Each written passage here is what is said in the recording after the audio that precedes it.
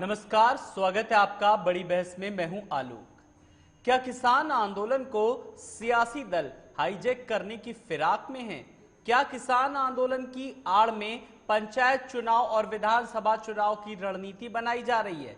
ये सवाल इसलिए क्योंकि जिस तरह कांग्रेस आरएलडी महापंचायत के जरिए किसान वोट बैंक को अपनी ओर खींचने की कोशिश कर रही है, उससे तो यही लगता है। मथुरा के पालीखेड़ा में कांग्रेस महासचिव प्रियंका गांधी ने किसानों की महापंचायत को संबोधित किया। प्रियंका ने पीएम मोदी पर निशाना साधा और पीएम मोदी को अहंकारी बता डाला। प्रियंका गांधी ने कहा कि अगर पिछली सरकारों ने कुछ बनाया ही नहीं तो फिर आप बेच क्या रहे हैं? आपकी सरकार ने सिर्फ नोटबंदी और जीएसटी बनाया, जिससे जनता परेशान है। प्रियंका ने ऐलान किया कि अब तक तीनों कानून वापस नहीं होंगे तब तक किसानों की लड़ाई जारी रहेगी। वहीं दूसरी ओर किसान आंदोलन के बहाने जाटलैंड में सियासी महासमर भी शुरू हो गया। आंदोलन के बहाने अपनी खोई जमीन जुटाने में लगी आरएलडी के हाथ में एक अच्छा मौका लग गया। ऐसे में तमाम पंचायतों के जरिए बीजेपी को घोरने की कोशिश में जुटी आरएलडी को भारतीय किसान यूनियन ने मौका दिया। बीकेयू ने बीजेपी नेताओं का बहिष्कार करने का आरएलडी को अस्त्र थमाया है।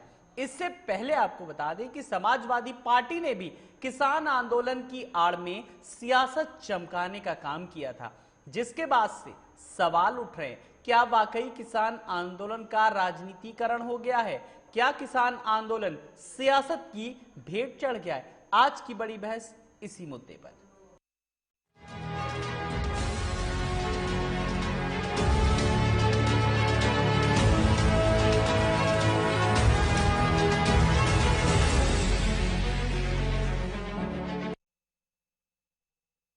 राजनीतिकरण की बात करते हैं तो सवाल तमाम सारे उठ रहे हैं कि आखिर इसके पीछे कौन लोग हैं? क्या विपक्षियों ने हाईजैक कर लिया? ऐसे तमाम सारे सवाल हैं जिनके जवाब हम आज आए हुए मेहमानों से जानने की कोशिश करेंगे। क्या किसान आंदोलन की आड़ में सियासत हो रही है? क्या कांग्रेस आंदोलन की आड़ में 2022 की रणनीति बन रही है? क्या आरएलडी अपनी खोई हुई सियासी जमीन जुटाने में लगी है? और सवाल यह भी है, क्या किसान आंदोलन अपनी राह भटक चुका है? और क्या अब सियासी दलों की नजर किसान वोट बैंक पर है? ये तमाम सारे सवाल हैं जो हम आज आए हुए मेहमानों से जानेंगे और समझेंगे।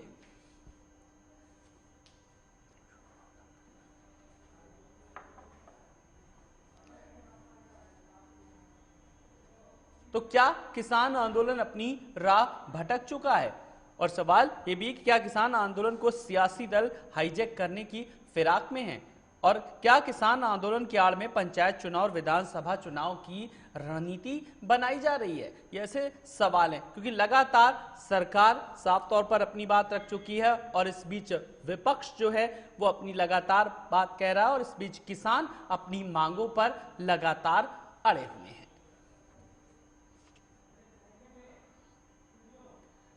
तो सबसे पहले हम आए हुए मेहमानों से भी अपने दर्शकों का परिचय कराएंगे और फिर कुछ सवाल हैं जो आप पूछेंगे। जो आंदोलन लगातार अपनी जगह पर है, जो सवाल पहले दिन थे वही अब 86वें दिन भी सवाल है। जल्दी से आए हुए मेहमानों से अपने दर्शकों का परिचय कराएंगे। सबसे पहले आपको बता दें कि हमारे स्टूडियो में किसान नेता कमलेश यादव जी हैं। कमलेश जी नमस्कार, बहुत बहुत स्वागत है आपका। और साथ ही साथ पीएसपीएल प्रवक्ता दिनेश सिंह यादव जी भी हमारे साथ हैं। दिनेश जी नमस्कार, बहुत बहुत स्वागत है आपका। मैं इसके अलावा आपको बता दें कि कुछ और भी मेहमान हमारे साथ जुड़ेंगे, राजनीति से, और राजनीतिक विश्लेषक भी जुड़ेंगे। सबसे पहले लेकिन देश का अन्नदाता कमलेश यादव जी हमारे साथ हैं। कमलेश जी, कुल मिलाकर के जब हम आंदोलन की बात कर रहे हैं, सरकार के पक्ष की बात कर रहे हैं, किसान संगठनों की बात कर रहे हैं, आज मैं आपसे ये जानना चाहूंगा, लगातार मैं आपसे आपकी रणनीति कभी पूछता था, कभी आज की तारीख में क्या आप बता सकते हैं कि आपका जो किसानों का जो आंदोलन है वो किस स्टेज पर है, कहां पर है इतने विरोध के बाद? आलोक जी देखिए, हमारा आंदोलन जब से शुरू हुआ तब से हम लोगों की वही एक ही मांग है, एमएसपी पर कानून और 3 सूत्रीय अध्यादेश का विरोध। हम लोग तब भी कर रहे थे जब इसको सरकार ला रही थी, और आज भी वही विरोध हम लोग कर रहे हैं। और हमारा जो धरना प्रदर्शन है वो उसी तरीके से चल रहा है। अब इसको लंबा ले जाना है, लंबे समय तक चलेगा, जैसी हमारी सरकारों की मंशा है। उसी मंशा के अनुसार हमारे भी संयुक्त मोर्चा के जो राष्ट्रीय कोर कमेटियां हैं, उनका जैसे जैसे आदेश होता है। लेकिन हमारा धरना प्रदर्शन कहीं पर ना कमजोर है और ना कहीं कम पड़ा है, हर जगह चल रहा है। अब ये है कि समय के हिसाब से लोग जाते हैं और समय के लोग हिसाब से आते हैं जी। जब हमारी बात को सरकार नहीं समझ पा रही है, हमारी एक चीज का भी जवाब सरकार नहीं दे पा रही है, तो हम लोग धरना प्रदर्शन नहीं कर तो रहे आप हैं लोग, और करते आपकी हैं। बात सरकार नहीं सुन रही तो आप लोग क्या दबाव बनाने के लिए विपक्ष का भी सहारा ले रहे हैं क्या? देखिए, हम किसी के पास ना जाते हैं और ना किसी को हम अपने मंच पे बुलाते हैं। हम अपना काम खुद स्वयं कर रहे हैं। और रही पक्ष और विपक्ष की बात, अगर विपक्ष आज के समय में आलोक जी इतना मजबूत होता तो ये दिन किसानों को नहीं देखना पड़ता जो आज हम लोग देख रहे हैं। हम लोग बराबर खुद अपनी लड़ाई लड़ रहे हैं, मजबूती के साथ लड़ रहे हैं। दिनेश जी, आपने सुना कि किसान अपनी बात सक्षम है अपने बात रखने में, और उसके बाद साफ तौर पर किसान संगठन ये कह रहे हैं कि हम अपनी बात रखने में सक्षम है, हमें विपक्ष की या किसी की जरूरत नहीं है। लेकिन आप लोग लगातार हो अल्लाह बोल रहे हैं और हम किसानों के साथ हैं, हम किसानों के साथ हैं। देखिए आलोक जी, जो विपक्ष में बैठे हुए लोग हैं और विपक्ष में सत्ता पक्ष में बैठे हुए लोग भी हैं, उनमें भी किसानों के परिवारों से निकले हुए लोग हैं। जो उनकी जो सत्ता पक्ष में बैठे हुए लोग हैं, उनकी दलीय मजबूरी है, वो भी चाहते हैं कि जो किसानों के खिलाफ जो कानून आया है वो कानून वापस हो। लेकिन जहां तक विपक्ष की बात है, जो भी किसान परिवार के लोग हैं, और सभी, ऐसा नहीं है, सारा विपक्ष ये चाहता है कि ये देश के काले जो कानून है ये वापस हो। इसलिए जरूरी है। देखिए, मंडियों की स्थिति के बारे में एक उदाहरण मैं देना चाहता हूं। बिहार में मंडियां समाप्त कर दी गई, वहां के किसानों की आय जो है मासिक 2000 रुपए है। उत्तर प्रदेश में पिछली सरकार के अलावा इस सरकार में कोई नई मंडी की स्थापना नहीं हुई और यहां पर 4000 से 5000 रुपए प्रति माह किसान की आय है, एक किसान की। यही हरियाणा और पंजाब में 18 से 25,000 रुपए प्रति माह किसान की आय है। तो ये जो मंडियां समाप्त करने की साजिश की जा रही है, जो एमएसपी पर कोई कानून स्थिर नहीं करने की साजिश सरकार कर रही है, और जो 12 बिंदुओं पर सरकार स्वयं संशोधन करने के लिए तैयार थी, तो हमको यह नहीं समझ में आ रहा है कि क्यों इन तीनों कानूनों को लागू करने के लिए और यथावत बनाए रखने के लिए क्यों सरकार लगी हुई है। अब तो हद तब हो गया जब देश के किसानों के साथ, उनके साथ किस तरीके से गुंडाई करने का प्रयत्न किया जा रहा है। भारतीय जनता पार्टी के नेताओं के द्वारा, मंत्रियों के द्वारा गांव में जाकर चौपाले लगा करके किसानों को भ्रमित करने का प्रयत्न किया जा रहा है। जब किसान उनके खिलाफ कुछ बोलने जाता है तो भारतीय जनता पार्टी के गुंडों के द्वारा पुलिस के सामने उनके ऊपर लाठीचार्ज किया जाता है और पुलिस मुख्य दर्शक बनी हुई है। ये क्या सरकार किसान के साथ की होने की बात करते हैं और किस तरीके से शासन प्रशासन सब पर सवाल उठा लेते हैं, इसीलिए तो कहा जा रहा है कि विपक्ष कहीं ना कहीं सियासत कर रहा है। खैर, हमारे साथ विपक्ष में बैठे हुए लोग क्या किसान परिवार से? ठीक है, आप किसान पे बात करिए, उनके एमएसपी पर बात करिए, आप शासन प्रशासन सब पर सवाल उठ रहे हैं, इसलिए आप पर सवाल उठ रहा है। हमारे साथ कुछ और भी मेहमान जुड़ गए हैं। हमारे साथ राजनीतिक विश्लेषक मनीष शुक्ला जी भी जुड़ गए हैं। मनीष जी नमस्कार, बहुत बहुत आपका स्वागत है। और साथ ही साथ वंशराज दुबे जी भी जुड़ गए हमारे साथ, आप पार्टी के प्रवक्ता। वंशराज जी नमस्कार, बहुत बहुत स्वागत है। और इन तमाम सबके जो सवालों की जो बौछार होगी वो एक कमर अली जवाब देंगे। कमर अली जी बीजेपी नेता हमारे साथ जुड़ गए। कमर जी नमस्कार, बहुत बहुत स्वागत है आपका। वंशराज जी, लगातार आप लोगों पर ये आरोप लग रहे हैं, आप सबसे पहले, मेरा कोई सवाल नहीं है आज आपसे, किसान आंदोलन को लेकर के आपकी मैं सबसे पहले एक टिप्पणी चाहूंगा। पहले आज आप किस नजरिए से देख रहे हैं, इतने 3 महीने से ज्यादा का वक्त हो गया है?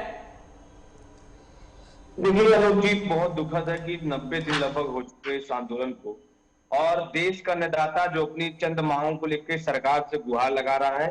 सरकार बेहद निरंकुश और असंवेदनशील हो चुकी है। अपने चंद पूंजीपति मित्रों को फायदा पहुंचाने के लिए तीन काले कानून बनाए जाते हैं, और आज भी सरकार उस काले कानून को एक तरीके से प्रचलित करने के लिए, एक तरीके से प्रचारित करने के लिए उसके पक्ष में खड़ी हुई है, बशर्ते कि ये देश के अन्नदाताओं के साथ खड़ी होती। आज लगातार आपने देखा कि किस तरीके से इस पूरे 3 महीने के आंदोलन में लगभग 250 से ज्यादा हमारा अन्नदाता शहीद हो चुका। दूसरी तरफ आपने देखा कि किस तरीके से पानी की बौछारें चलाई गई, आंदोलन को बदनाम करने की कोशिश की गई, तमाम तरीके का घटिया किस्म का आरोप लगाया गया कि कोई खालिस्तानी है, कोई आतंकवादी है, कोई पाकिस्तानी है।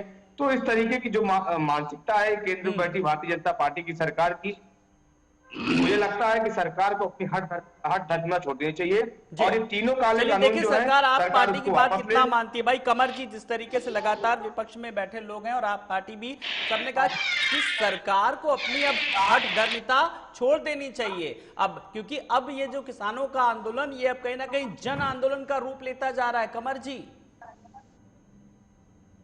आलोक जी देखिए, किसान भाई अन्नदाता है, पहले भी हमारे भारतीय जनता पार्टी कार्यकर्ताओं ने कहा, मैं भी कह रहा हूं। देखिए कुछ गलत फहमियां थी, उस गलत फहमियां धीरे धीरे खत्म हो रही हैं। जैसे कहा कि मंडी खत्म कर दी जाएंगी, एमएसपी खत्म कर दिया जाएगा, किसान भाइयों की जमीन जो है उद्योगपति ले लेंगे, छीन लेंगे। इस तरह से आपने देखा जो आंदोलन था उस तरीके से जब जब सच्चाई लोगों तक जहां तक पहुंच रही है, वो लोग जो है भारतीय जनता पार्टी सरकार के साथ आ रहे हैं। बहुत से लोगों ने अपना समर्थन पत्र भी दिया है माननीय कृषि मंत्री जी को। देखिए कुछ गलतफहमियां थी, लोगों ने पैदा कर दी विपक्ष ने, क्योंकि विपक्ष का काम, क्योंकि वो काम कुछ करके नहीं गए, इसलिए गलतफहमियां पैदा करने का काम करते हैं। किसान भाइयों की हमने बहुत बात मानी, हर एक बात उनकी मानी, हमने उनसे सुझाव भी मांगे हैं और उसके बाद बराबर माननीय प्रधानमंत्री जी ने कहा कि आइए कोई सुझाव हो लेके आइए। हमने लगातार बातचीत करी है। ये जो लोग बात कर रहे हैं, जो प्रियंका गांधी जी टहल रही हैं, 2013 में 6-6 महीने किसान भाई रोड पे बैठे थे, कोई बात नहीं करता था। 6 महीने के बाद कमेटी बना के भेजा जाता था, लेकिन हमारे दौर में टहल रही, वो जाके लोगों से मिल रही हैं और बता रही कि 2022 में अगर कांग्रेस की सरकार आएगी तो क्या कुछ चीजें होंगी, क्या प्रावधान होंगे, वो किसानों के लिए क्या करेंगी। आलोक जी, मुंगेरी लाल के सपने अच्छी बात है, कोई बुरी बात नहीं है, मुंगेरी लाल के सपने देखे, लेकिन वो जब घर में बोर हो जाते तब पिकनिक के लिए जाते हैं। 2013 के भी लोग सवाल उनसे पूछेंगे। 2013 में किसान भाई 6 महीने तक रोड पे बैठे हुए थे, कोई उनसे उनका पुरसहाल कोई नहीं था। 2 लोग कमेटी बना के भेजी थी, वो भी उनको जवाब देना पड़ेगा। हम जब काम कर रहे हैं, लोगों के हित की बात करते हैं, तो काहे भड़काने वाला काम करते हैं। इनके पास कोई मुद्दे नहीं है। देखिए आवाम हिंदुस्तान की जान चुकी है कि किसान भाइयों ने तो आप जो भी योगदान अपना दिया है, सरकार किसानों को समझा ले तो विपक्षी भड़काने का काम नहीं करेंगे। बेशक समझा लिया है। देखिए आपने आंदोलन, जिस तरह का आंदोलन था, आज की तारीख में उस तरह का आंदोलन नहीं है। कुछ लोग बचे हैं, वो भी समझ जाएंगे, वो भी अपनी घर वापसी कर लेंगे। कुछ लोग समझ चुके हैं, वो चले गए हैं। देखिए विपक्ष ने जिस तरह से किया, आपने देखा लाल किले पे जिस तरह विपक्ष ने किया, लोग हैं भी जिन्हें समझना है, इस पर भी हम बात करेंगे। ठीक है सर। मनीष जी हमारे साथ जुड़े। मनीष जी, आपने सब राजनीतिक दलों की बात सुनी, सरकार का पक्ष भी सुना। मेरा सवाल आपसे ये है कि तमाम दावों के बावजूद कृषि कानून विरोधी आंदोलन का धीरे धीरे कहीं ना कहीं अब राजनीतिकरण होने लगा है, या लग रहा है आपको मनीष? मनीष जी की अमलेश यादव जी ने जो कहा, किसान नेता है, उन्होंने कहा कि विपक्ष अगर मजबूत होता तो ये परिस्थितियां ही ना पैदा होती। आप समझिए कि अगर ये देखा जाए तो ये किसान आंदोलन अब है ही नहीं, विशुद्ध राजनीतिक आंदोलन में बदल गया है, जहां पर जो भी विपक्षी पार्टियां हैं वो किसानों के आड़ में कह लें या किसानों के सहारे कह लें, अपना एक जो आधार है वो ढूंढना चाहती है। अब उसके बाद में क्या हो रहा है कि आप जो है, आपने कहा कि यहाँ पर अगर भाजपा तो हम उसका वो कर देंगे, बाइकआउट करेंगे पूरे समाज में। उसके बाद में प्रियंका जी जा रही हैं, अजीत जी ने कल किया, प्रियंका जी ने किया, आप पार्टी है, समाजवादी पार्टी है, भाजपा अपने तरह से, आज जो संजीव वालिया ने काउंटर किया, तो एक दूसरे के ऊपर आरोप प्रत्यारोप का दौर चल रहा है। और जहां किसानों का सवाल था वो बहुत पीछे छूट चुका है। ये रैटिक जो है, ये 2 हफ्ते पहले जो आप देख रहे हैं होने वाले हैं, उनका एक माहौल बना ही नहीं है, उसको और आगे बढ़ाया जा रहा है, जहां पर सहिष्णुता या असहिष्णुता की बात खत्म हो चुकी है। और ये है कि ये जो भी आएगा, वो किसान का मुद्दा हो या किसी का मुद्दा हो, अगर हमें काउंटर करना है, हम सत्ता पक्ष में हम अपने स्तर करेंगे, विपक्ष है हम अपने। प्रियंका आज जो है भगवान कृष्ण का उपदेश जो दिया, या जो और जो कल अजीत जी ने कहा, तो निश्चित रूप से माहौल बनाने वाली बात है। और यहाँ पर ऐसे अगर किसानों को समझाने वाली बात ने साफ तौर पर कहा। मनीष जी के सवाल का मैं जवाब कमलेश जी से लेना चाहूंगा। कमलेश जी, सवाल अब ये उठ रहा है और हर शख्स के अब ज़हन में यही सवाल है कि ये किसान आंदोलन अब आगे बढ़ते बढ़ते विशुद्ध, जी हाँ, विशुद्ध शब्द का मैंने इस्तेमाल किया और विशुद्ध राजनीति का रूप ले चुका है, क्या ऐसा है? देखिए आलोक जी, ऐसा कुछ नहीं है। देखने वालों का नजरिया अलग है, किस नजरिए से आप देखते हैं। हम देखिए, जब से ये बिल शुरुआत हुई तब से लेकर के आज तक हमारी वही मांग है और वही किसान है। राजनीतिक पार्टियों को हमने अपना मंच नहीं साझा करने दिया। मैं अगर कहीं बैठा हूं, हमारा अगर धरना प्रदर्शन चल रहा है, उसमें अगर कोई भी आता है तो वो हमारा कहीं ना कहीं भाई है। हम वहां राजनीति नहीं करते। और मैं पक्ष और विपक्ष दोनों से कहता हूं कि इस समय आप किसानों को किस उससे देख रहे हैं नजरिए से। आज हमारे देश का किसान पूरा रोड पे पड़ा है, 200 से ज्यादा 250 कुछ हमारे किसान भाई शहीद हो चुके हैं। और यही राजनीतिक पार्टियां अभी जब आगे कोई भी चुनाव आता है तो इसी किसान के आगे अन्नदाता, माई बाप हर चीज बताते हैं। और हर बार, और भारतीय जनता पार्टी के प्रवक्ता जिससे मैं कहना चाहता हूं, आपने सभी अस्त्र शस्त्र ब्रह्मास्त्र भी आपने खोल लिया। आपने छोटी चौपाल से लेकर के विधायक और मंत्री और प्रधानमंत्री तक सभी चौपालें आपने कर ली। अगर आप इतना अच्छा बिल लेकर के आए तो आप क्यों नहीं समझा पा रहे? आप बताइए उसकी खूबियां, कमर जी सवाल आप खूबियां बताइए। किसान नेता ने भी कहा आपने सब अस्त्र शस्त्र खोल लिए। सवाल ये कि अब किस तरीके का ब्रह्मास्त्र अब आप लोग लाने वाले, ये भी जरा बता दीजिए, जनता जानना चाहती है।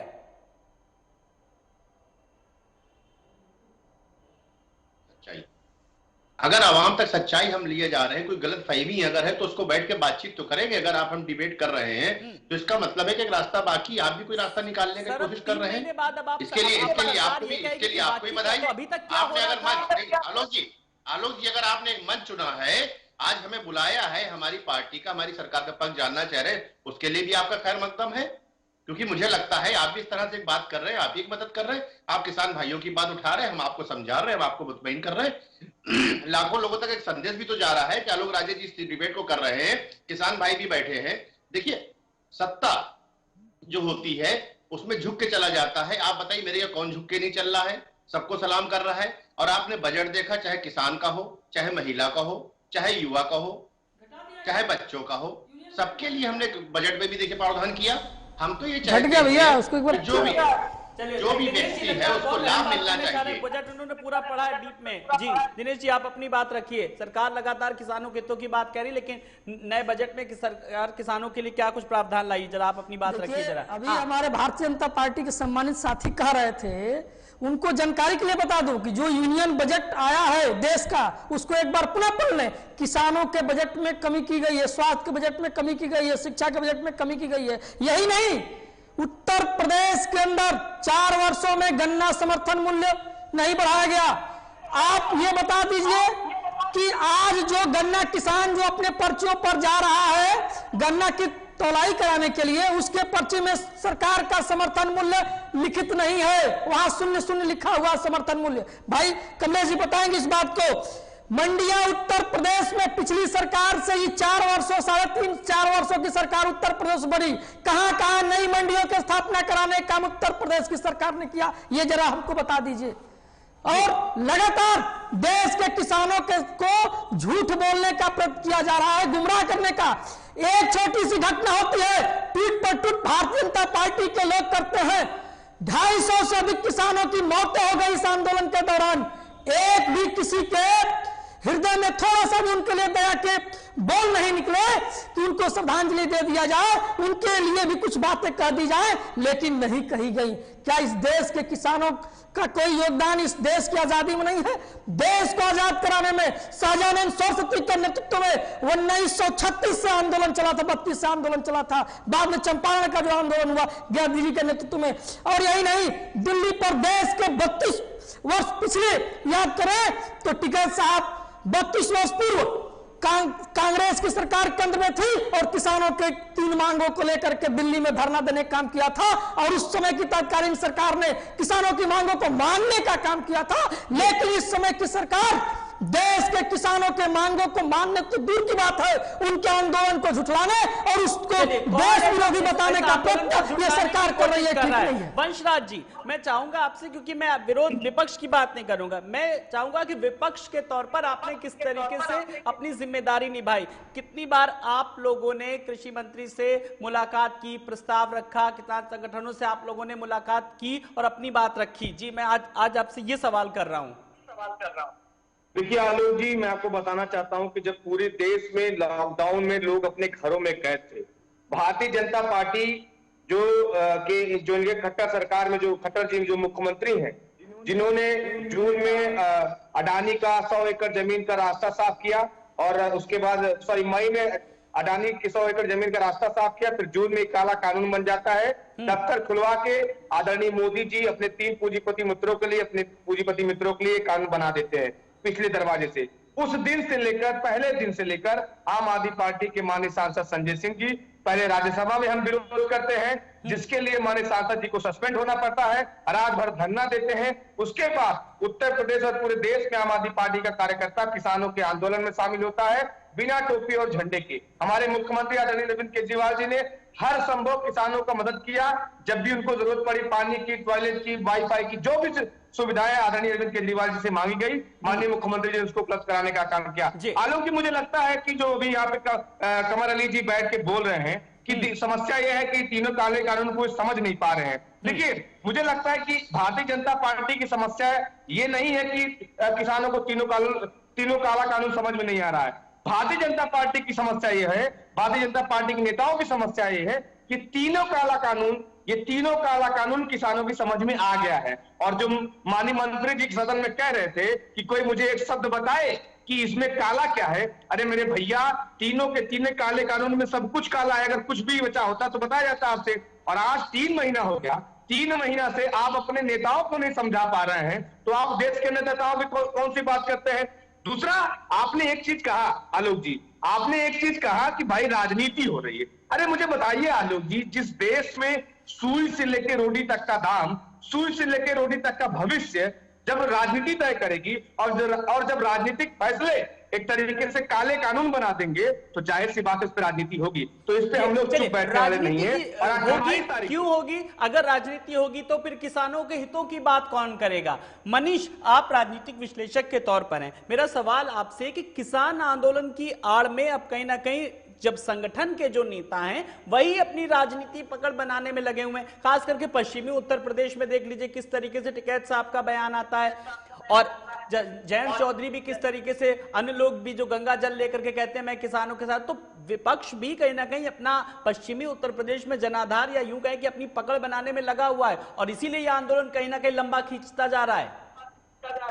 बिल्कुल, जैसा कि खुद देखिए राकेश टिकैत ने भी कहा अपने उसमें, ये आंदोलन जो है वो अक्टूबर तक चलेगा, यानी कि पूरा जो पंचायत चुनाव है और पंजाब के चुनाव है वो सारा जो है ये आंदोलन में ही होगा, आंदोलन के दौरान ही होगा। और टिकैत जी ने उससे बड़ी बात कही, उनसे बड़ी बात ये कही कि अगर राजनाथ जी चाहे तो 1 घंटे में ये आंदोलन खत्म हो सकता है। तो निश्चित रूप से राजनीतिक जो दांव है, तीर है, एक दूसरे की ओर चलाए जा रहे हैं। और किस तरह से, अगर प्रधानमंत्री जी ने स्पष्ट रूप से जैसे कहा है कि अगर कोई कमी हो तो वो बताइए, हमारे कृषि मंत्री हैं, हमारे मंत्री हैं, हमारी सरकार है, वो सुनने को तैयार है। तो अब जो है, जब विकल्प नहीं मिल रहा, कहीं ना कहीं आदमी ये देख रहा है कौन जो है वो उसकी तरफ झुका हुआ है, तो हर पहलू जो है राजनीतिक तरीके से निकाला जा रहा है, और इसमें ये संभावनाएं तलाशी जा रही है कहीं ना कहीं एक रास्ता निकले और हमारे बेनिफिट में निकले, हमारे लाभ में निकले। अगर किसान आंदोलन का मामला होता तो निश्चित रूप से ये 2 महीने पहले ही हल हो जाता, जहां पर सरकार ने कहा था कि 1.5 साल के लिए हम जो है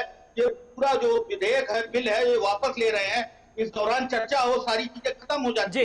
लेकिन ये राजनीतिक आंदोलन है, ये आगे बढ़ेगा। आपने कहा कि देखिए पंजाब में हार गई भाजपा, तो आज जो है वो गुजरात में जीत भी गई। देशव्यापी अगर आंदोलन है तो गुजरात में प्रभाव क्यों नहीं दिखा जी, या पंजाब में ही क्यों दिखा? ये एक विशुद्ध रूप से राजनीतिक घटना, चलिए विशुद्ध राजनीतिक घटनाक्रम है जिसे हम सबको देखना है, और अब बड़ी अच्छी से इसकी मॉनिटरिंग भी करनी है। मैं आज की डिबेट का सबसे अहम सवाल कमर अली जी से करना चाह रहा हूं। कमर जी, मेरा सवाल आप अच्छे से सुनिएगा। सरकार लगातार इस बात को कह रही है कि हम किसानों के लिए, किसानों के हितों के लिए बिल लाए हैं। ये आप 2022 तक किसानों की आय दुगना करने का आपने लक्ष्य रखा है। मेरा सवाल सुनिएगा ठीक से, बहुत सीधा सा सवाल है, और सीधा सा मैं चाहूंगा आपसे आप मुझे जवाब दें। 2021 चल रहा है, 2022 में कोई बहुत ज्यादा वक्त है नहीं, तो अब आप ये बताइए कि 2022 तक जब आपने किसानों की आय दुगना करने का लक्ष्य रखा है, तो 2021 तक कम से कम 1.5 गुना तो हो जानी चाहिए आय। क्यों, मैं सही कह रहा हूं कि नहीं? अगर हुआ तो बताइए, इसका जवाब दीजिए मुझे। आलोक जी, मैं आपकी बात का जवाब देता हूँ। पहली बार हमारी सरकार ने मक्का खरीद किया, पहली बार, ये भी बड़ी उपलब्धि हमारी यूपी सरकार की है। दूसरी बात पे आ जाते हैं कि हम जो संकल्प अपने वादे करते हैं उसको हम पूरा करते हैं। हमने किसान भाइयों के लिए 86 लाख किसान भाइयों को 1-1 लाख रुपया कर्जा माफ किया। 3 साल का मदरसा शिक्षकों का वेतन था जो सरकार छोड़ के गई थी, उसको भी हमने दिया। 3 साल का वेतन बाकी, तो ये गौर करना पड़ेगा, जिन्हें उस्ताद कहा जाता मदरसा शिक्षकों को, उनका 3 साल का, जिनके अल्पसंख्यक का वोट लिया जाता है भारतीय जनता पार्टी का, डर दिखा के, खौफ दिखा के उनका 18% वोट हासिल करते हैं। जो हमारे आप दिनेश जी बैठे मलाई खा के आए, 15 साल आज यहाँ ज्ञान बांट रहे हैं बैठ के, अभी जवाब नहीं दे पाएंगे कि अगर आप इतना अच्छा सुंदर प्रदेश बना के गए थे तो आप बताइए 86 लाख किसानों का हमने कर्जा माफ किया, पहला काम हमने किया। 3 साल का शिक्षकों का, मदरसों का हमने वेतन दिया। उसके बाद जो 10 चीनी मिले आप बेच के गए थे, 3 साल का आपका वेतन बाकी था, सॉरी 3 साल की आपके गन्ना का भुगतान बाकी था, वो भी 3 साल का हमने दिया। आप 3-3 साल से पेंडिंग में छोड़ के गए थे। वो किसकी जिम्मेदारी थी? आपकी जिम्मेदारी थी। लेकिन उस जिम्मेदारी को मैंने निभाया क्योंकि प्रदेश की जनता ने मुझे चुना था, इसलिए हमने आपके बकाये को हमने अदा किया, हमने अपनी जिम्मेदारी को बाखूबी निभाया। क्या ये हर व्यक्ति की सरकार नहीं है? ये इन्हें चीनी मिली बेची, इन्हें गन्ना किसानों का भुगतान रोका, इन्हें अल्पसंख्यक जिनको भारतीय जनता पार्टी डर दिखाते थे उनका 3 साल का वेतन रोका। तमाम ऐसी चीजें मैं आपको बता दूं जो इन्हें ठीक है, आपने सर बताया, मैंने आपको पूरा मौका दिया। बस मेरे सवाल, कमलेश जी आप ये बताइए कि आपके हित की इसमें कितनी बात थी? कमर जी ने इतनी सारी चीनी मिलों की बात की, गन्ना की बात की, सब बात की, बताइए मुझे। कमर अली जी से मैं पूछना चाहता हूं कि अभी जो इन्होंने कहा था कि इसमें क्या अच्छाइयां और क्या खराबी हैं, मैं इनसे पूछना चाहता हूं, आपने बजट की और हर चीज की मंशा, बजट में आपने किसानों के लिए कितना बजट लाया है? गन्ने का पैसा आप बाकी आपका है या पिछला आपने कितना दिया है? और 3 साल में कितना रेट किया, 1 रुपया आपने बढ़ाया है? आज जब पूरे देश में हाहाकार मचा है, 50-55 वाला डीजल 80-90 पहुंच गया, यही आप हमारी आय दोगुनी करेंगे? अब जब हमारे घर में आलू तैयार हुआ है तो 5 रुपए 8 रुपए किलो कोई खरीदने वाला नहीं है, यही आप हमारी आय दोगुनी करेंगे? किसान ट्रैक्टर नहीं चलाएगा, किसान सींच नहीं करेगा, किसान के बच्चों की पढ़ाई के लिए आपने कोई बजट नहीं लाया है, और आप कह रहे हैं ये किसान नहीं है। अगर ये हमारे देश का अन्नदाता नहीं है, सभी पार्टियां और आप भी कह रहे हैं कि किसान नहीं है, ये उनका धरना प्रदर्शन नहीं है, तो आप क्यों मुझसे बुलाते हैं बार बार बात करने के लिए? आप अपना काम करिए, मुझे अपना काम करने दीजिए। और अगर आप कह रहे हैं कि मुझे बात करनी है, मैं एक एक बूंद पे सवाल पूछता हूं, कोई आए हमको बताए कि इस 3 सूत्रीय अध्यादेश से किसमें कितना फायदा है और भारतीय जनता पार्टी ने कितना फायदा दिया है आज तक, कोई बताए।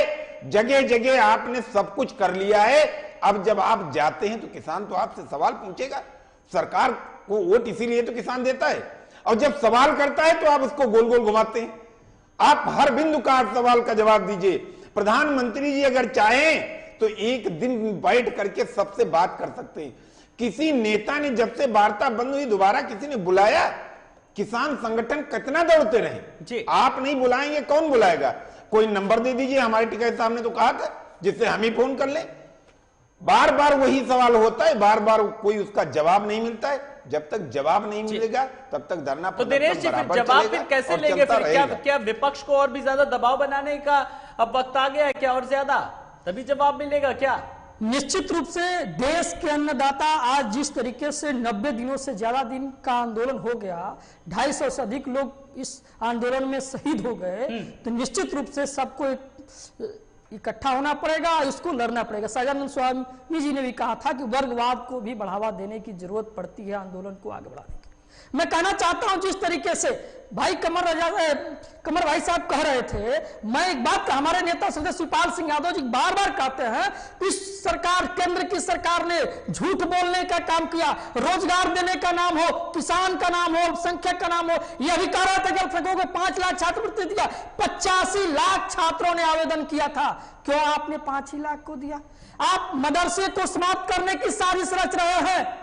आप उनको गुणवत्ता देने से सिर्फ आपसी भेदभाव बढ़ाने का काम कर रहा है। मैं कहना चाहता हूं, अगर देश की सरकार किसानों की समस्याओं का समाधान चाहती है और बड़े बड़े नेता ये कहते हैं कि किसान एक टेलीफोन कॉल पर उपलब्ध हो जाएगा, तो जब टिकैत साहब कह रहा है कि उनको एक नंबर उपलब्ध करा दीजिए, तो सरकार क्यों नहीं उपलब्ध कराना चाहती है? सरकार तो देश के किसानों को खालिस्तानी, पाकिस्तानी, देश विरोधी बताने में लगी हुई है। इनके सांसद, इनके विधायक, इनके मंत्री वंशराज जी सवाल का जवाब देंगे। वंशराज जी, बात जब देश के प्रधानमंत्री ने भी कहा कि एक फोन कॉल पर, अब वो नंबर लोग ढूंढ रहे हैं, इधर उधर बात कर रहे हैं कि वो कौन सा नंबर है? आप लोगों ने किस तरीके से मांग रखी है वंशराज जी? बहुत दुखद था। माननीय मोदी जी ने तो बहुत अच्छे तरीके से ये बात कही कि किसानों से हम एक फोन कॉल की दूरी पे हैं। हाँ, ये बात अलग था कि उस दूरी के बीच में इन्होंने 5-5, 6-6 फीट के किले ठुकवा दिए। जैसे चाइना और पाकिस्तान के बॉर्डर में तारों से घेराबंदी होती है, उस तरीके से घेराबंदी कर दिया। और आलोक जी, मैं तो इस समय पश्चिम उत्तर प्रदेश में हूँ। 28 तारीख को जो अरविंद केजरीवाल जी का किसान पंचायत होने जा रहा है आम आदमी पार्टी का, मैं आपसे बताना चाहता हूँ, इस समय पश्चिम उत्तर प्रदेश के गांव में जनता तैयार है। और कल का दृश्य आपने देखा और अब इस समय आपके टीवी चैनल पे भी चल रहा है कि किस तरीके से भारतीय जनता पार्टी के नेताओं का, इनके नेताओं का, जो जनता है पश्चिम उत्तर प्रदेश के जो किसान हैं, उसने कीलबंदी और घेराबंदी कर दी है कि अब इनको घर में नहीं घुसने देंगे, इनको गांव में नहीं घुसने देंगे। इनके नेताओं को दौड़ा रही जनता को पश्चिम उत्तर प्रदेश के गांव में। और दूसरी चीज, हम लोगों ने तो मांग की कि माननीय मोदी जी, अगर एक फोन कॉल आप नहीं कर पा रहे हैं तो भैया 10 पैसे का स्याही लगता है, आप हम लोग से ले लीजिए, लेकिन एक फोन तो कर लीजिए उसके पीछे।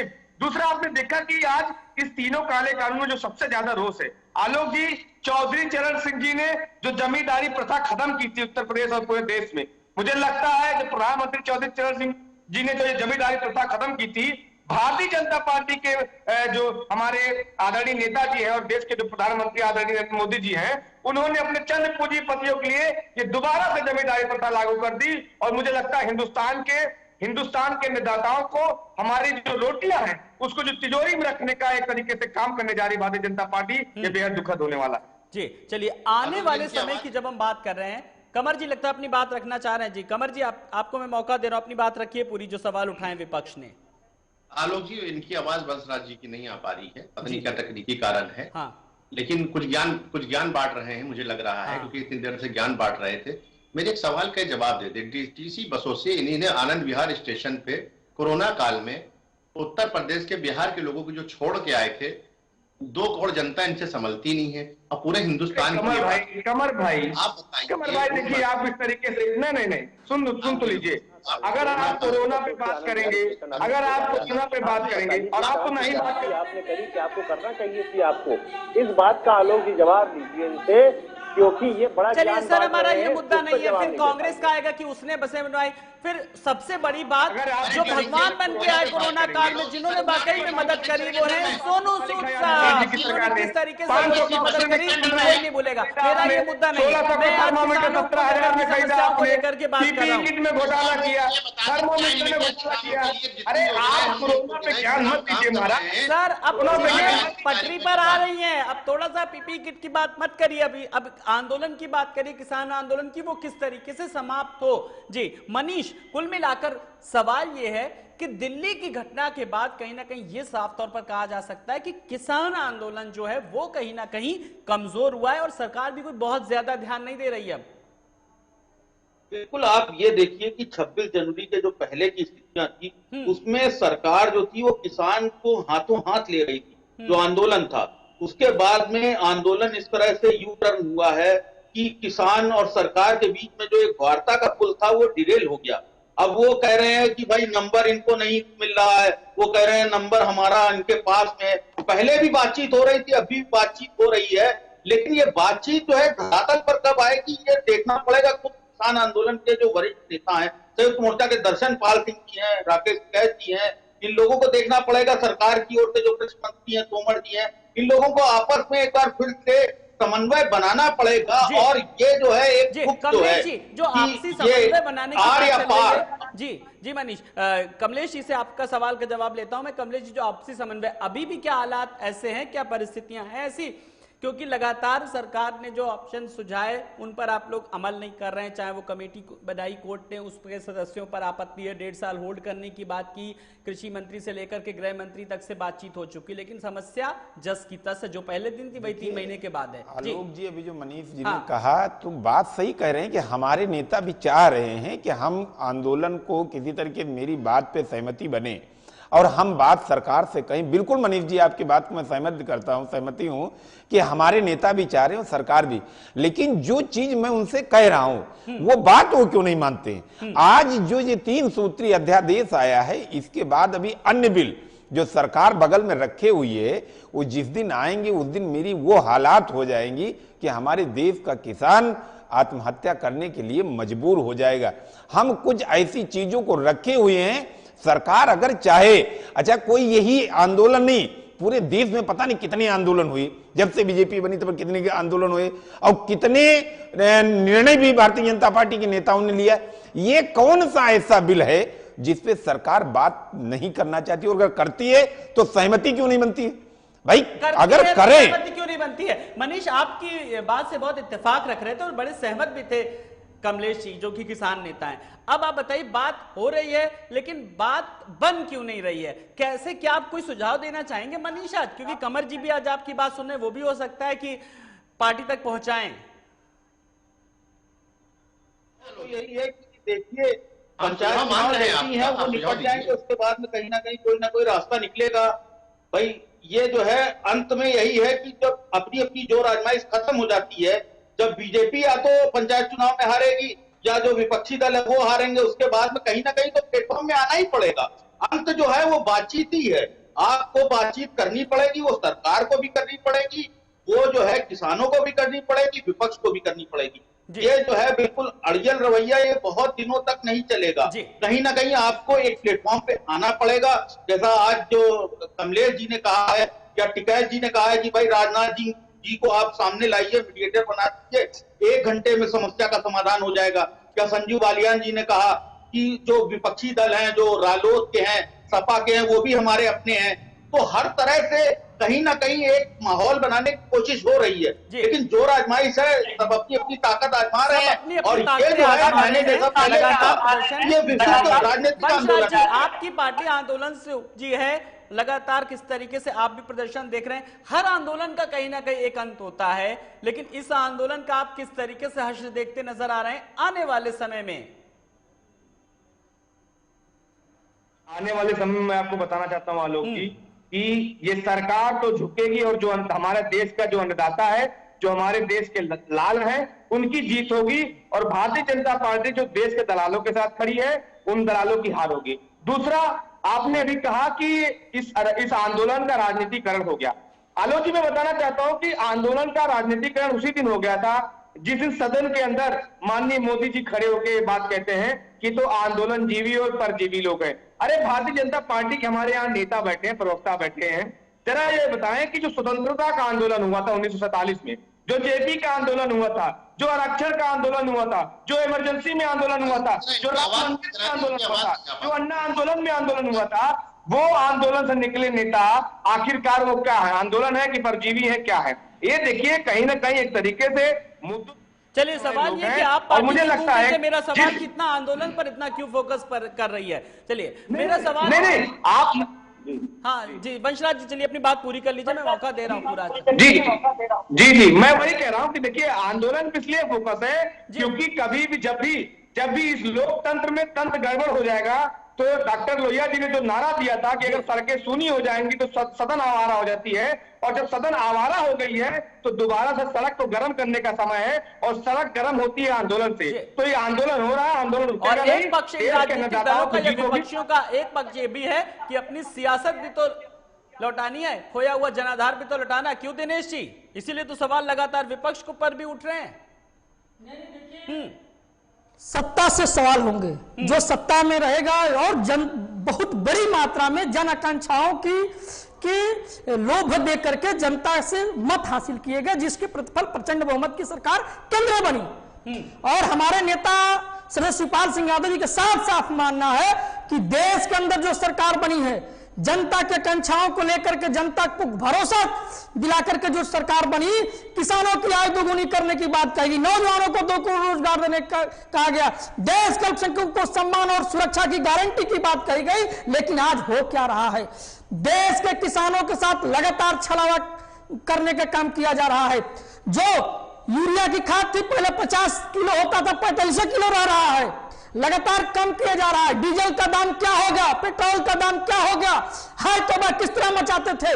देश के वर्तमान के प्रधानमंत्री और पूर्व में 14 से पहले से गुजरात के मुख्यमंत्री जी ने दिल्ली पर सत्ता में आने के लिए क्या कहा था? ये पेट्रोल की जो कीमतें हैं, ये देश, मैं आज एक बहुत घूम फिर में राजनीति और ही क्यों होती है, जी इसलिए मैं कहना चाहता हूं कि देश की सरकार को, देश के अन्नदाताओं को, जिसको सहजानंद सरस्वती ने कहा था कि ये अन्नदाता भगवान है और इस भगवान को रुलाने वाले और उनको मारने वाले को कुर्सी नसीब अब नहीं होगी। और निश्चित रूप से देश का किसान इनको सबक सिखाने का काम करेगा और निश्चित रूप से लगातार सभी प्रदेशों में आंदोलन, गुजरात के नतीजे भी आए हैं, वो भी सामने है, ये वो भी जनता जनार्दन का ही जनादेश है साफ तौर पर। चलिए कमर जी, इस साल पश्चिम बंगाल, असम सहित 5 राज्यों में विधानसभा चुनाव होने और इसके अलावा 2022 में पंजाब और उत्तर प्रदेश में भी विधानसभा चुनाव होने, तो बीजेपी नहीं चाहती है कि किसान आंदोलन की वजह से इन राज्यों में उसे कोई नुकसान हो, मानते हैं आप भी। तो ऐसे में क्या कुछ कदम उठाएंगे आप लोग फौरी तौर पर जिससे देश के अन्नदाता को राहत मिले, बताइए। के लिए उत्तर प्रदेश का कल जो बजट आया, अभी तक उत्तर प्रदेश सरकार ने काम किया, भारत सरकार किसान सम्मान निधि हो, चाहे जो कल मुझे लगता है सारे काबिल लोग बैठे हैं, कल का बजट उनको देखना चाहिए था मुझे लगता है। मुझे एक बार फिर मैं ज्ञान दे देता हूं, लोगों को शायद जानकारी नहीं, क्योंकि ये विपक्ष जो है आवाज उठाता है, ये नहीं देखता किसान भाइयों का हित कितना है। जो किसान भाइयों को सबसे बड़ी हित की बात है कि विकास योजना जो चलाई जाएंगी, 100 करोड़ रुपए हमने उसके लिए दिए हैं। मुख्यमंत्री जो दुर्घटना बीमा कल्याणकारी योजना है, इसके लिए 600 करोड़ रुपए किसान भाइयों को हमने दिए हैं। उसके बाद हमने जो किसान भाइयों को दिया है 15,000 करोड़ हमने दिए सोलर पंप के लिए निर्धारित किए हैं। हमने जो पानी की व्यवस्था, हर घर की योजना के जो पानी नल का है वो हम योजना ला रहे हैं।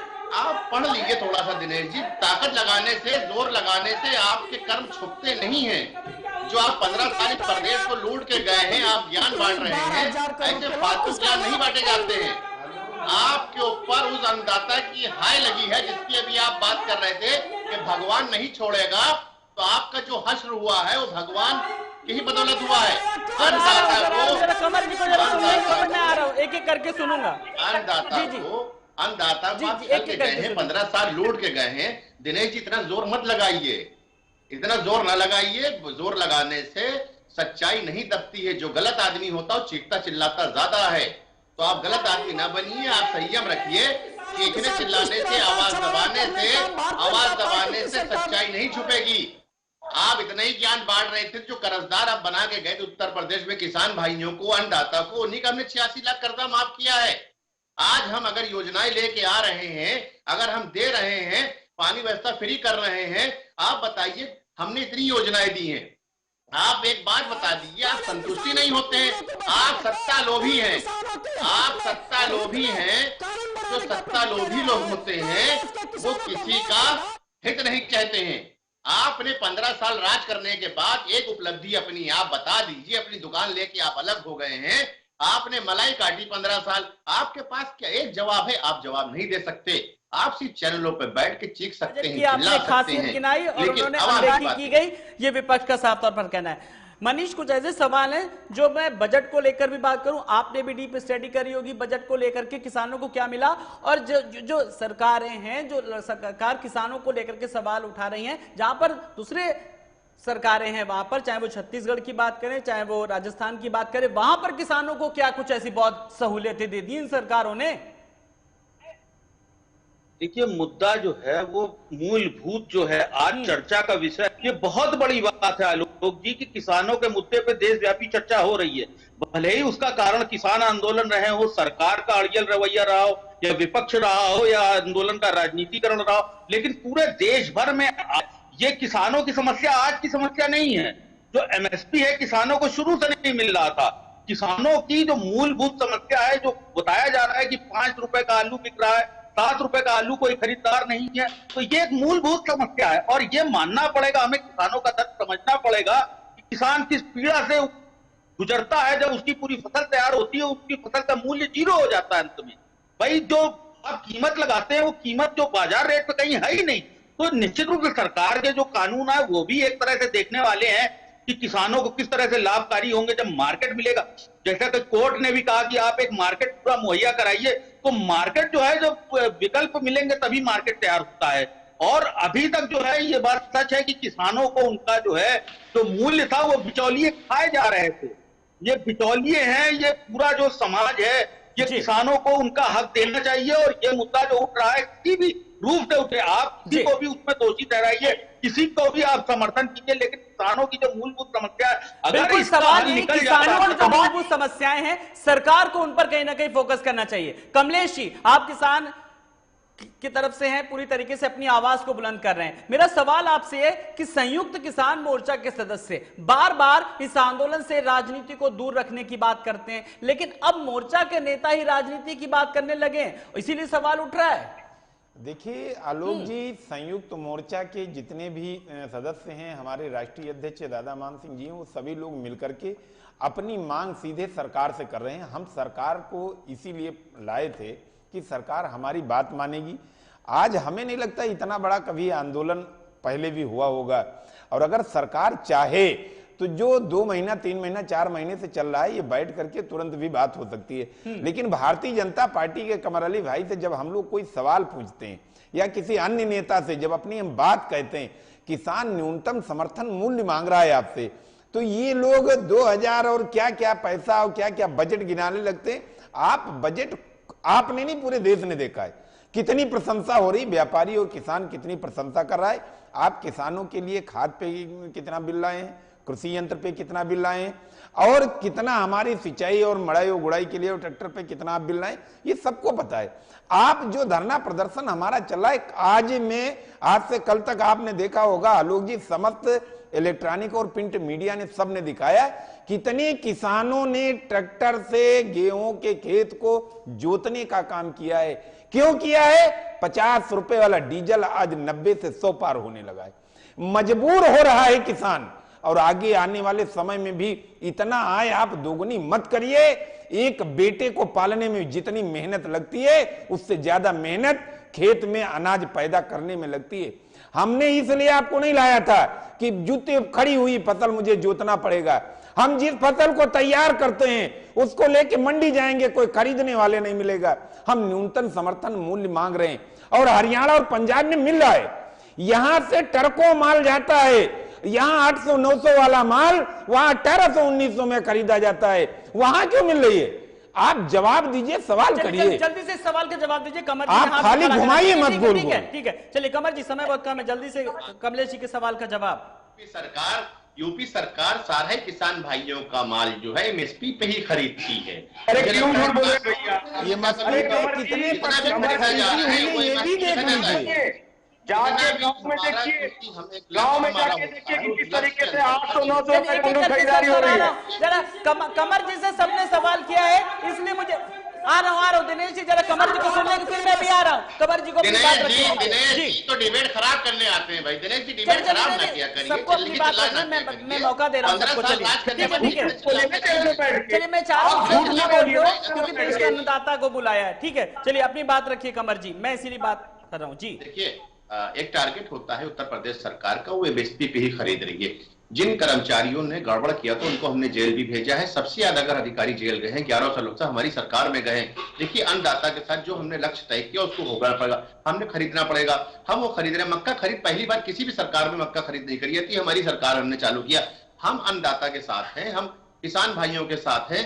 हम 400 करोड़ रुपए हमने पानी के लिए दिए, लगातार सरकार हमको मुफ्त दिया है अन्नदाता के साथ, सरकार के साथ। ये किसानों को यकीन क्यों नहीं दिला पा रहे? सीधी सी बात है। पंचलाल जी, मुझे सवाल का जवाब आपसे, समय बहुत कम है, कमेंट जी। हाँ आलोक जी, बहुत अच्छा सवाल है, और उसी सवाल में मैं एक चीज और कोट कर दूं। माननीय मोदी जी ने कहा सदन के अंदर कि एमएसपी था, एमएसपी है, एमएसपी रहेगा। अरे मुझे बताइए कि ये वही लोग हैं जो उत्तर प्रदेश की सत्ता में आने से पहले जिन्होंने कहा कि हम गन्ने का मूल्य बढ़ा देंगे, और आज 10,000 करोड़ रुपए गन्ने के जो बकाया है उसमें जो है उसमें अभी 1 रुपए किसानों को नहीं मिला।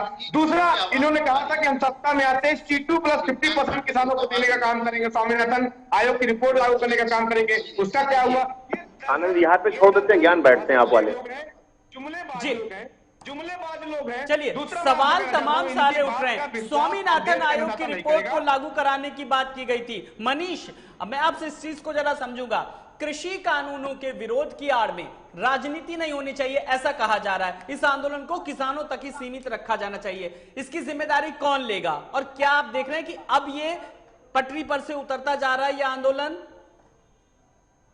जब तक सरकार और किसान के बीच एक बातचीत का बना रहेगा, तब तक हर समस्या का समाधान निकलता रहेगा। और ये जिम्मेदारी किया है की थी सरकार की भी। आपने जो बातचीत का दौर सुना जो 11 राउंड तक चला था, जो जो मुद्दों पर सहमति बनी थी उनको आगे लेकर जाइए और तार्किक अंत तक पहुंचाइए। समय यह मत देखिए कि विपक्ष कर रहा है या विपक्ष तीर चला रहा है या तलवार चला रहा है, वो आप छोड़ दीजिए। आप ये देखिए कि किस समस्या का, और इसके लिए बातचीत ही एकमात्र रास्ता है। अगर इंतजार करेंगे कि यहाँ हारे वहां जीते, ये सब होता रहा तो इसके बाद में कोई परिणाम नहीं निकलेगा। आंदोलन का जो एक वो है, इतना बड़ा जो आंदोलन हुआ है, ऐतिहासिक आंदोलन निश्चित रूप से है, 90 दिन तक चलता जा रहा है। एक सकारात्मक जो परिणाम है वो आना चाहिए सामने। चलिए 90 दिन के बाद हम अगर बात करें दिनेश जी, तो अब क्या स्थिति है और आगे विपक्ष का क्या रोल रहेगा? एक फाइनल कमेंट के तौर पर मैं आपसे जानना चाहूंगा जी। देखिए, आज 90 दिन हो गए, 90 दिन के बाद भी जिस तरह से आंदोलन बढ़ रहा, अब ये आंदोलन पूरा देशव्यापी होते जा रहा है धीरे धीरे। और जो लोग यह मान के चल रहे हैं कि आंदोलन कुंद पड़ते जा रहा है, उनको एक गलतफहमी है। आने वाले दिनों में पूरा देश का किसान एक साथ उठ खड़ा होगा और इस सरकार को इन तीनों काले कानूनों को वापस लेने के लिए मजबूर होना पड़ेगा। और पूरे किसान आंदोलन को प्रगतिशील समाजवादी पार्टी और हमारे नेता शिवपाल सिंह यादव जी का समर्थन है और रहेगा। जी वंशराज जी, जब एक तरफ बात हो रही कि पूरे देश के किसान, लेकिन देश भर के किसानों के कुछ संगठन तो अलग हैं और कुछ ही संगठन विरोध कर रहे हैं, तो इतना विरोधाभास फिर क्यों है? मुझे लगता है कि 40 के 40 संगठनों के नेता लगातार किसानों से उसकी हठधर्मिता खत्म करने के लिए अपनी मांग को लेकर खड़े हुए हैं। दूसरा, आम आदमी पार्टी के मुखिया आदरणीय अरविंद केजरीवाल जी 28 फरवरी को मेरठ से किसान महापंचायत का ऐलान कर चुके हैं और किसान महापंचायत हम लोग करने जा रहे हैं। पूरे उत्तर प्रदेश और पूरे देश में आम आदमी पार्टी इस तीनों काले कानून का विरोध करती रहेगी जब तक ये तीनों काला कानून जो भारतीय जनता पार्टी ने अपने चंद पूंजीपति मित्रों के हित में बनाया है उसको वापस नहीं ले लेती। कमर जी, आंदोलन जारी रहेगा, समस्या जस की तस है। जो पहले दिन सवाल था वही आज 90 दिन भी वही पूछ रहा हूं कि आखिर इस समस्या का समाधान फिर निकलेगा तो कैसे निकलेगा? जनता जानना चाहती है। संतुष्ट हो गए थे, वो चले गए अपने घर, जिनको वर्गलाया गया था। जो लोग बचे हैं किसान भाई वो भी चले जाएंगे। हम बराबर, हमारी बातचीत हो रही है, सिलसिला हमारा जारी है। देखिए, ये सरकार किसान भाइयों की है, महिलाओं की है, बुजुर्गों की है, बच्चों की है। हम जितना रोजगार हमने दिया है दूसरी सरकारों के मुकाबले जो है हमने 4 गुना रोजगार दिया है, नौकरियां हमने 4 गुना दी हैं। देखिए, हमारी सरकार हमेशा काम करती रही, आज भी योजनाओं पे हम काम कर रहे हैं, हम करते रहेंगे। किसी ने योजनाओं के ऊपर ध्यान नहीं दिया है, चाहे कांग्रेस हो, चाहे सपा हो, चाहे बासपा हो। इन लोगों ने ये सोचा कि इतनी अच्छी सुविधाएं किसान भाइयों को, आम शहरियों कैसे मिल रही हैं। लेकिन ये सबकी तकलीफ एक ये है कि भारतीय जनता पार्टी दिन पे दिन आवाम उनको चुनती जा रही है और सरकारें उनकी प्रदेश में आती जा रही है। जो हम काम कर रहे हैं आवाम के लिए, ये आवाम तय होता है कि आवाम हमें भेज रही है, मतलब हमारे अंदर अच्छाई है। लोग जी काम कर रहे हैं, आवाम आगे बढ़ा रही है। मेरी ने काम नहीं किया, आवाम ने इनको पीछे भेज दिए। जो भी नेता है 4 सालों में ये पेट्रोल का दाम कहाँ कर दिया, डीजल के काम करने से होता है। जब आप काम करेंगे, काम नहीं किया, जब आप काम करेंगे, गन्ना तोड़ने जा रहा है, उसके सरकारी समर्थन अच्छा योगदान नहीं दिया। हमारी सरकार ने जो योगदान दिया है जो गन्ना वो योगदान प्रत्येक हित में है। हमारी गवर्नमेंट जो काम करती है वो देश हित में, प्रदेश हित में काम करती है। चलिए कमलेश जी जल्दी से मुझे वाइंड अप करना है। कमलेश जी, कुल मिलाकर के सरकार की तरफ से कहा जा रहा है कि कुछ किसान थे जो आंदोलन में पीछे हट गए, लेकिन बस अभी कुछ बचे, वो भी धीरे धीरे वो भी हट जाएंगे। मैं कमर भाई से पूछना चाहता हूं कि जो किसान चले गए, जो किसान नेता चले गए, उनसे कह दीजिए थोड़ा जाके गांव देहात में समझा दें। आपने तो सब कुछ पूरा वो कर लिया, पूरी पंचायत कर ली, महापंचायत कर ली, प्रधानमंत्री जी ने ऑनलाइन सबको समझा दिया। और जो किसान नेता चले गए हैं हट करके, उनको भी कह दीजिए, किसानों को समझा दे, क्यों नहीं समझा पा रहे? मनीष, समय बहुत कम है। मनीष, आज का फाइनल कमेंट। कुल मिलाकर जो किसान संगठन कुछ चले गए, कुछ जाने वाले हैं, तो फिलहाल समझौते जैसी क्या स्थिति बनती नजर आ रही है आने वाले समय में, जो संगठन जो प्रदर्शन कर रहे हैं किसानों के? देखिए, मुद्दा ये है कि किसानों का जो आंदोलन है वो इस बात पर है कि बिल जो है वो वापसी है। सरकार चाह रही है जो कमी हो वो बताइए। निश्चित रूप से जब बीच निकलेगा कि ये चीजें होनी है तभी होगा, अगर ये आता है। जी चलिए, बहुत बहुत शुक्रिया मनीष इस तमाम सारी जानकारी के लिए, मनीष हमसे जुड़ने के लिए। मनीष जी आपका भी शुक्रिया, कमलेश जी आपका भी, दिनेश जी आपका भी, वंशराज जी आपका भी, कमर जी आपका भी बहुत बहुत शुक्रिया। तो कुल मिलाकर के सवाल यही है, क्या किसान आंदोलन को सियासी दल हाईजैक करने की फिराक में, और क्या किसान आंदोलन की आड़ में पंचायत चुनाव और विधानसभा चुनाव की रणनीति बनाई जा रही है? लेकिन कुल मिलाकर इस समस्या का समाधान क्या है, अभी तक इसका जवाब किसी के पास नहीं। विचार हम सबको करना है। नमस्कार।